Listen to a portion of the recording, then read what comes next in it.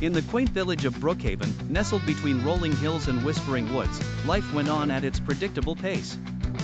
Children played in the cobbled streets, elders told tales of old around the communal fire, and shopkeepers prepared their wares with care as each day dawned anew. Yet, as the waning months of autumn set the trees ablaze with shades of orange and red, talk in the village turned to a legend, the legend of the uninvited guest.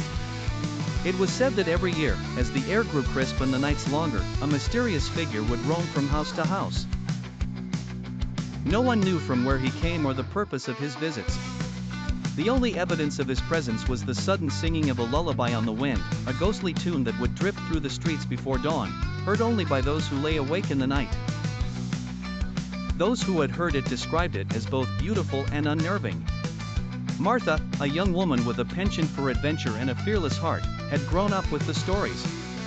Each year she waited eagerly, hoping not only to hear the fabled lullaby but to encounter the uninvited guest himself. Her friends often teased her for entertaining such whims, yet this year felt different.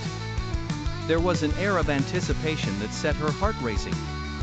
On the eve of winter, just as the village was settling down for the night, Martha wrapped herself in a thick cloak and quietly left her home.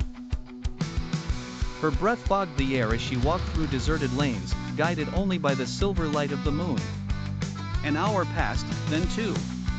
Just as doubt began to invade her mind, she heard it, the haunting melody floated through the trees, gentler than a whisper.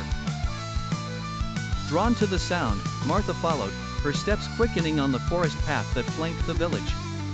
There, beneath the ancient oak, she saw him, a tall figure with a cloak flowing like shadows in the moonlight.